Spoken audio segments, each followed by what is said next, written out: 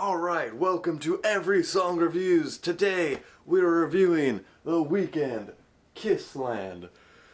We are back. We're back to The Weeknd. God damn it. I have listened to this album a good amount. The first time I listened to it, I was on a flight.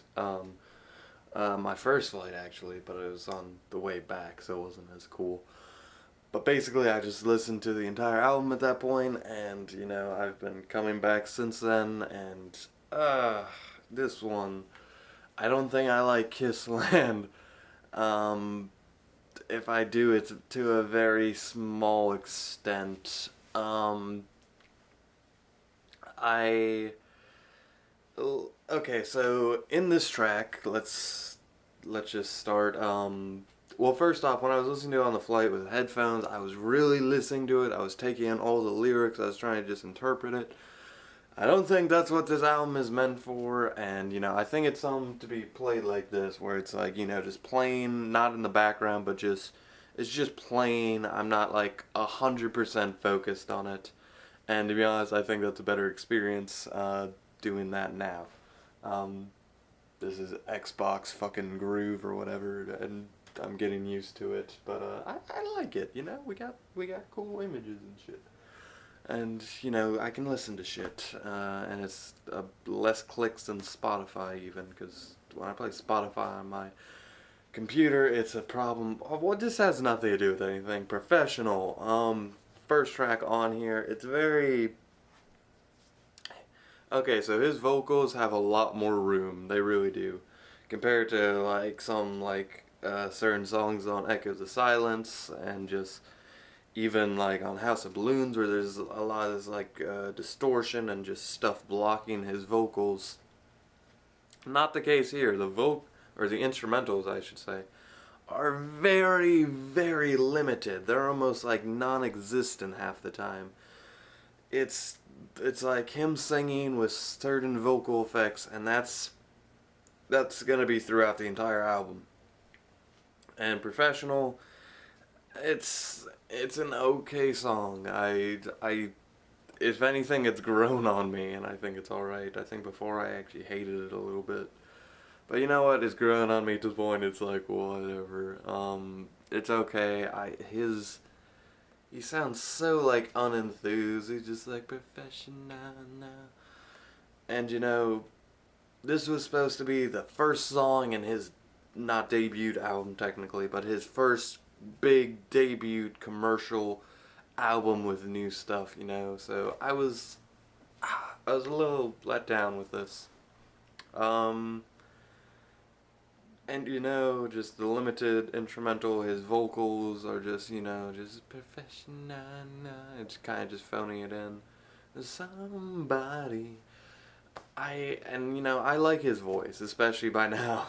I've gotten used to his voice because I've listened to this motherfucker so much for the past couple reviews. But you know, I think in the end I do like his voice, even though for certain instrumentals that high pitch, like it just, I can't do it sometimes. And I don't think I can here. I'm gonna give Professional a 2. Actually, I'll try to stick it with the out of 10 scale. People seem to like that more. I'll give it a 5 out of 10. And with that, thank you for watching as always. I hope you stick around for this whole Kissland ESR. And with that, I leave you. We have track 2, The Town. Okay, so the idea of this one is, you know, the town. Of course, in The Weeknd, this is when this album he made is taking place after he left the city he grew up in and spent his entire life in, and this is supposed to be him leaving into the world, and this, like, the town is supposed to represent that, and it's also supposed to represent the story of a girl leaving him for once, and, you know, that's kind of about it. And a very, I have the lyrics pulled up here. You did many things that I liked. I enjoyed the hook with this one, by the way. Just like, you like diamond rings, I can provide. Like, you know, that's a wonderful relationship, you know. And then he was like, you made me feel so good. So basically, he buys her stuff, and then she lets him fuck her, and then she leaves him. End of story. What a story. Still a better love story than Twilight. Anyway, yeah, again, it's kind of. I don't want to keep repeating myself. I feel like I'm going to have to because, again, his vocals have a lot of room. They're very sweet. But at the same time, the instrumental is bare minimum. And it's not very enthralling, if you know what I mean. You know, personal opinions. And I think I'm gonna cut this one short, you know, because I just really wasn't enthralled with this one. It's just kind of boring. I'm gonna give it another 5 out of 10. Let me get, words are weird. Let me know what you guys think down below. And with that, I leave you. Alright, so we have the newest song. That was Facebook. Okay. Anyway, what was I gonna say? Not Love in the Sky. Which one? We're reviewing Adaptation, obviously. So this one, I like this one. It's probably my favorite so far out of the ones we've reviewed. Because one, again, limited instrumental, but his vocals here are really just powerful to the point I think it overrides that, and you know, I'm a little bit bored. It's still like the sample, which was by the Police when I looked it up. I don't know shit about the Police, so I'm not gonna pretend to. But basically, I really like just the sample and how it was used. I like how the song opens up, and I like how it ends. It's a very, you know, it's supposed to be just kind of sit back and just like play it, not at full throttle kind of thing. So, and you know, for that, this works. I like it just a little bit more than the other ones. That being said, I don't think it's like super good or anything. I'm just like, better isn't like great, is what I'm trying to say. And you know, there's not much I can say about him. You know, I liked it. I liked it. So that being said, I'll give it a 6 out of 10. I'm between a 6 and a 7, but I think I'm just gonna stick with a 6. That being said, thank you, and on to the next track. Okay, we got Love in the Sky. This is what I'm talking about. This song, the instrumental is just so boring, and his vocal performance, he doesn't incorporate like a cool way to use it. He's just moaning along. But this time he's not in the background, and it doesn't like fit. He's like, you can clearly hear him. And these songs are longer. 4 minutes and 30 seconds is a short runtime for this album. I just fucking Love in the Sky. I just really couldn't vibe with this one, personally, but again, it's a relationship thing. The idea of the song.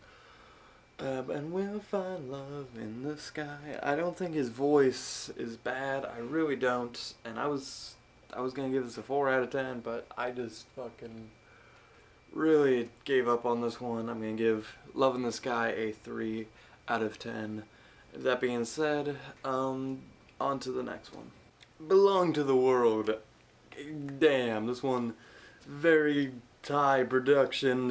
Or not high production, because I still think the instrumental is kind of lacking here, but just the performance. The instrumental is mostly, it reminds me a lot of The Birds Part 1, where it was just this big epic track, and not like epic like a song like Often, where it was just like, it has a lot going on and there's all this synth BS, but just epic as in these drums are just like going hard.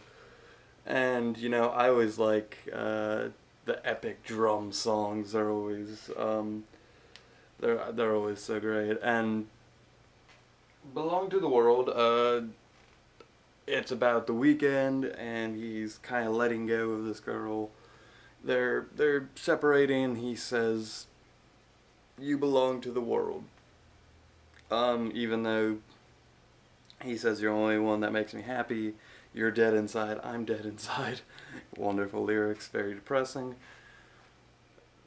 The Probably, I don't have a problem with the sound. Biggest problem I have is in the hook, the lines about, he uses the word domesticate, but he basically says, I should have mistreated you, and other stuff to, basically keep you. Like, he literally uses the word mistreat, domesticate. Like, he implies they would still be together if he was being a dick to her. I just have a big problem with that. I don't know. He doesn't. It's not like in Thursday where it was like telling a story, or in Echoes of Silence where it was like this very atmospheric thing that was like. He's just confessing his love in this pretty much love song, and to him, the biggest way to continue loving is being a bad person. I have a problem with that. Each time I've listened to the song, I hear that, and I'm like, no. So literally that probably brought it down a whole number for me. We'll get to the number, but again, his vocals on here, like he's stepping it up. This is supposed to be a big single. It's a big single. The music video for this, like, will just completely describe how over the top it is. Even like the first 45 seconds, I think it was. This is another long track, but the first 45 seconds were pretty much just hyping it up, and there's like rain, and they're just like acting like it was the biggest song ever, and the drums were just, get ready for this song. And, you know, I'm not a fool. He's like, just stuff like this. His vocals work really well. But again, my biggest problem is with certain lyrics in the song. I thought the song was going to be about, like, you belong to the world, you're too good for me. And in a sense, it's sort of about that, but not really. That lyric, I have a problem with. But that being said, I do like the sound of the hook, I like the sound of the bridge, I like the sound of the instrumental, I enjoy the vocals. That being said, it still got brought down a letter because of that lyric, certain lyrics. I'm gonna give Belong to the World, and again, before I give my letter, there are better Weeknd songs, or did better songs in general. So when I'm looking through my music, and I go to the Weeknd's catalog, I'm gonna click something else because I like that so much more that this song is just overshadowed. Shadowed. So I just can't get into it. I'm gonna give it a 6 out of 10. You know, it's whatever. It's pretty good. Could have been better. That being said, on to track 7, I believe next. Yes. On to the next one. This is shit I live for. This is shit I live for. This is shit I live for. The Weeknd featuring Drake. This is Live For from Kissland. So the Drake and the Weeknd had a falling out, and they more or less, maybe less, dissed each other. And, you know, Drake made fun of the fact that Trilogy and Kissland didn't do so well, which is kind of hilarious since he's featured on Kissland. You know, for a big single, it's a letdown. For a nice big single from your sort of not really debut album, it's kind of a letdown. But cause you expect that single to be really great. Not a bad song. It's a good song.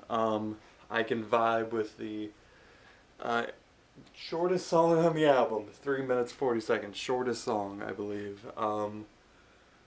So I like that it's not super long. But you know, I vibe with this a mega instrumental, just like, this is the stuff I live for. I like that idea. I think that can work for a hook really well. Great. Drake's verse, pretty good verse. I enjoy his just style, and like how he's just like like Prince, but I am king, or whatever he said. A shout out to Prince. I like that line. I vibe with it. It's really good. Losing my train of thought. The Weeknd, he has like one verse and then the hook. Pretty good job. The instrumental is kind of epic, but also like mellow epic, I guess. That's the best I can do to describe it. Just big atmospheric stuff going on for that hook where you just feel like, this is the shit that I live for. You know, I like the song. It's pretty good. Gonna give it a 6 out of 10. I wasn't blown away or nothing. Like, I thought it was pretty good. And yeah. That being said, thank you for watching. On to the next track. Yeah. Even something than trust. Wanderlust. Wanderlust. This is gonna be my favorite song on the album. I'm calling it. I'm 99% sure, based off what I've listened to the rest of it. Wanderlust. Damn. Very Michael Jackson-y. This Ian has these low woo woo that Michael Jackson does. The instrumental, very Michael Jackson-esque. You know, Michael's instrumentals are almost like these simple electronics and like you know, very simple stuff like that. And that's what this is. And I vibed with it, and his vocal performance is on point. Just the hook and the Wanderlust. It's very good. I think there's a Paul McCartney song called Wanderlust. When I looked up the lyrics, it mentioned he might have been referencing that. I'm just double checking.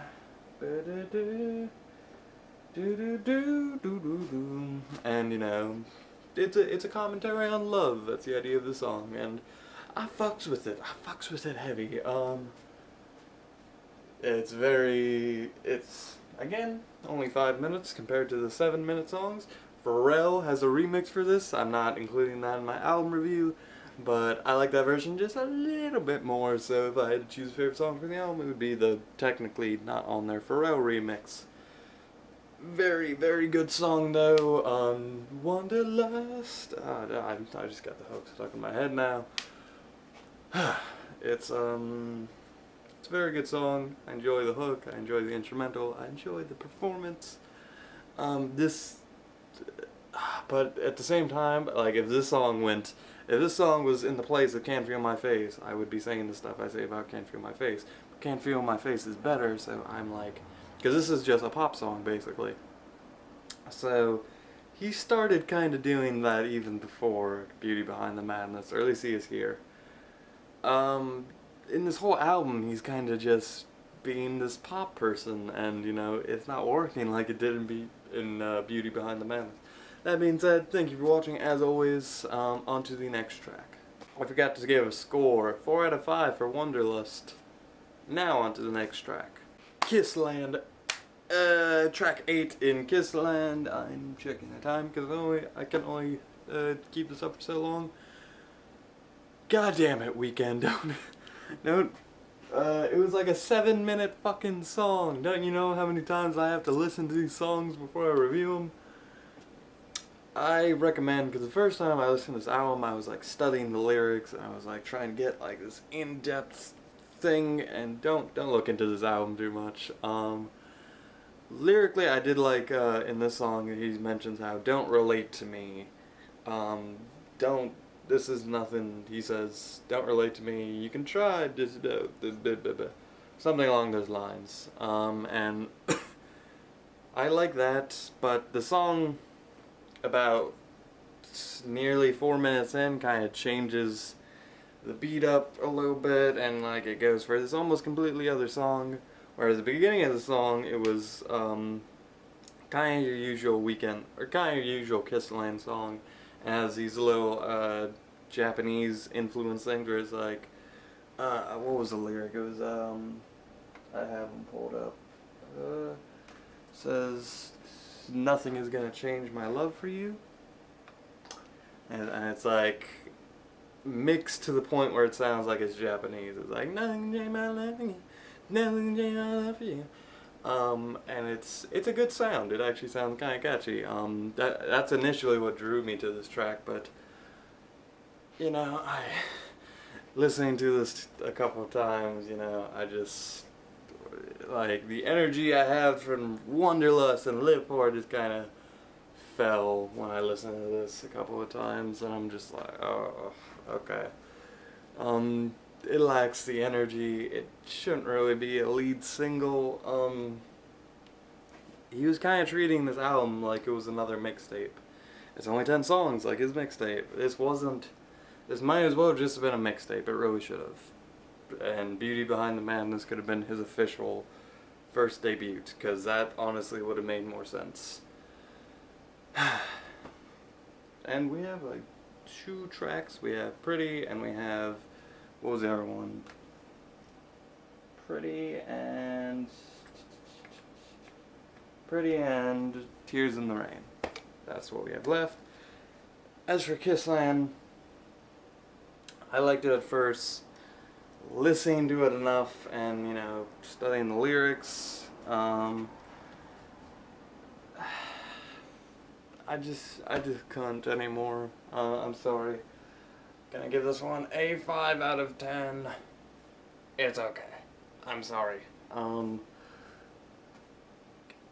He in this album, he just lacks just so much. He's trying to be this poppier person, but he's not quite at Beauty Behind the Madness level, and he hasn't mastered that. But at the same time, he's trying to be this dark, sexual Michael Jackson-y thing. Or the Michael Jackson would be on the pop side, but at the same time, he's trying to be this dark, ambient, reverby, fucking depressing dude. And he's not pulling that off like he did in like Echoes of Silence or even like Thursday and H.O.B. So he's somewhere in the middle, and he's not doing a good job at either. And it's meshing not so well. And I don't know what the fuck was with the Japanese influences that are kind of just like, it's like he had that idea for the whole album, and then he's like, I don't know how to incorporate this, so he's like, and they're just like, but we already made all the single covers and all the other bullshit, and the music video is all Japanese-like, and he's just like, yeah, what the fuck ever. He does mention the song, because the idea of the album was, you know, he's venturing into the world now after he lived in Toronto for his whole life. And I like those lyrics. That being said, I already gave the score 5 out of 10. On to Pretty. Okay, let's talk about that music video. How did that make it on YouTube? You had nudity and you had The Weeknd murdering people. I don't even know. No, I want to talk about that music video more. What? Literally, it was being all artistic, and then he just went up, left. That was the whole music video. So The Weeknd, he got cheated on, I guess. That's the music video. The music video is a little bit different from the lyrics. The lyrics did mention how she's moved on and how he kind of wants her back. And you know, it's kind of a remorseful story, and he's kind of bitter. But he's not. He doesn't sound bitter. He's still just giving the same tone that he's been doing the whole album. And, you know, I really don't like this one. I really don't. It's very boring. It's repetitive. 6 fucking minutes. I can't do it. I just can't do it. The hook isn't... It doesn't help. The lyrics don't help. He just seems like the negative Weeknd character that you see in House of Balloons and shit. Even the character in the music video he was portraying. Oh, cool, dude, you're a murderer. Go for it. And I know that he's like playing this sort of higher character that like oh, I wish I could just do this, and then he's portraying a fantasy. It's fiction, obviously, but there's nothing to gain from this. There's no artistic backdrop or like enlightenment here. It's just murder. That's it. That being said, I don't know what to say. It was a pretty bad song. I didn't like it at all. I'm going to give Pretty a 3 out of 10. All that being said, thank you for watching. On to the final track. We have the final track in Kissland, and this is Tears in the Rain. And right off the bat, I want to say lyrically, I think this is one of the Weeknd's best songs, lyrically. He describes a relationship with a girl, and at one point it seems like he's not in first person like he usually is. He's like talking about himself before going back into first person. At least that's what I believe. And the perspective of the song is he is kind of trapped in this relationship. He's with this girl. The girl has been with him for a very long time. And it's kind of describing this long-term relationship, which is very not like The Weeknd. And the idea I got from it was this girl is feeling trapped, and he is... I have the lyrics pulled up. The lyrics for the hook are, they all feel the same, adjust to the fame, because no one will love you like her. I think this is the third person point. It's pointless, like tears in the rain, now that she's gone, embrace all that comes, and die with a smile. Very sad stuff. And yes, this, because usually The Weeknd, you know, with the drugs and the sex and all that, and he gets sad about it, a lot of times I don't feel the genuine, like, empathy there. It just sounds like he's whining, because he has a whiny voice sometimes. So he sounds like he's just moaning about, like, dude, just stop, like, attempt to, which he's referenced doing before, but, like, I felt like, I get it, you're addicted, but at the same time, you're just kind of going through the motions when you go through them so many times, and that empathy starts to break. This was the first time, this was basically a love song that he's trapped in this time, and I genuinely felt this empathy towards him, because, like, it's basically a long-term relationship, and, like, he mentions not wanting to die alone, which is a real fear that, and within relationships, like, and, you know, that's complete opposite to his character, so a very different song lyrically. As far as the instrumental, it's more of the same, with very slow beat, fucking like 7-minute song here, very slow beat, and his performance again is more of the same, and that's really what brings this song down for me.